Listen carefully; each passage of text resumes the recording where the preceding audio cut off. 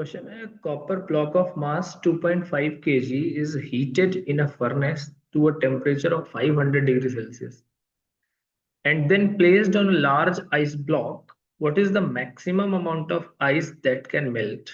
Specific heat of copper is 0.39 joule per gram per degree Celsius and heat of fusion of water equal 335 joule per gram.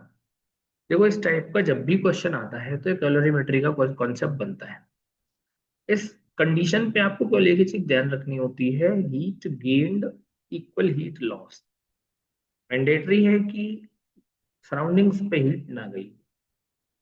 अब ये बात तो ठीक है कि heat gained equal heat loss, लेकिन आगे क्या जो होता है ये हमें देखना पड़ता है, क्या स्टेट भी चेंज हो रही है क्या।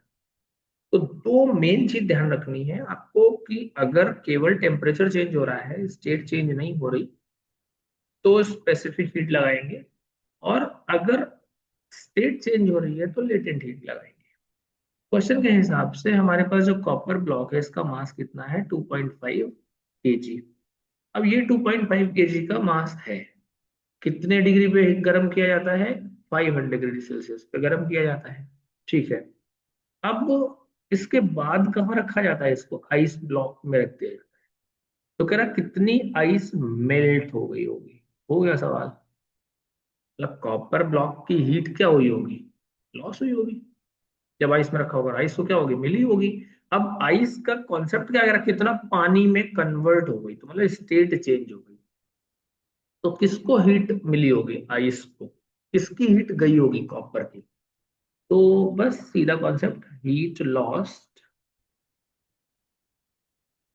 Bye copper. कितनी गई होगी कॉपर की। क्या कॉपर की स्टेट चेंज हो सकती है, नहीं। तो क्या होना लगेगा, mc डेल्टा टी। कॉपर का मास कितना, 2.5 kg। अब ये चीज देखो, ये ग्राम में है, ये भी ग्राम में है, तो इसको भी ग्राम में कन्वर्ट कर लो इनटू 1000। ठीक है, स्पेसिफिक हीट कितनी दे रखी है कॉपर की, ये दे रखी है 0.39। डेल्टा टी कितने पे हीट करा था आपने, 500 पे। आइस ब्लॉक का कितना रहा होगा टेम्परेचर, आइस का टेम्परेचर कितना होता है, 0 डिग्री सेल्सियस। आ रही होगी बात समझ।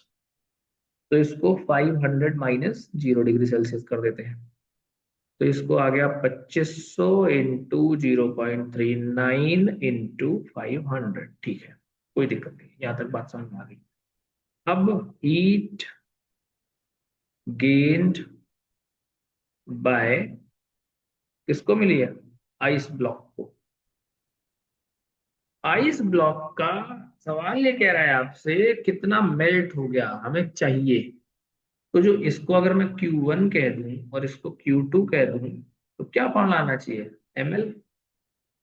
हीट ऑफ फ्यूजन दे रखा है भाई, वाटर क्या हो रहा है, मेल्ट ही तो हो रहा है ना। तो अब मुझे मास नहीं पता, m डैश मान लो इसको, m डैश और l कितना हो गया, 335। ये इक्वेशन 1, ये इक्वेशन 2। अब according to principle of calorimetry क्या कहता है, कैलोरीमेट्री प्रिंसिपल कहता है heat gained equal heat lost.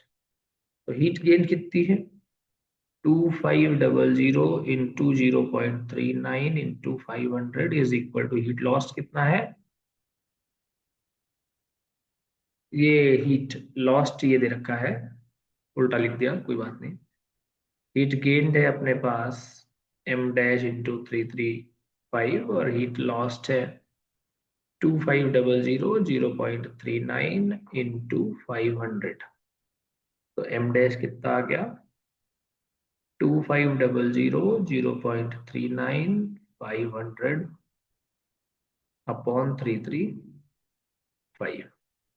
Calculate कर लोगे, आंसर बन जाएगा प्रॉपर। कहो तो करके देख लें, तो इसके दो जीरो आ जाएंगे नीचे, ये पूरा पूरा कट जाएगा। 5 से इसको काटो, 5 6 30, और कितनी बार में कटा ये, 3 और 5, 7 टाइम्स में कट गया। सॉल्व कर लोगे लगभग 1500 ग्राम के आसपास आंसर आपको मिल जाएगा। 1.5 kg तक के मेल्ट हो गई हो, कोई प्रॉब्लम नहीं है। मेल्टिंग क्वेश्चन में आपको एक ही कॉन्सेप्ट ध्यान रखना होता है, heat lost equal heat gained, बस सवाल हो जाएगा।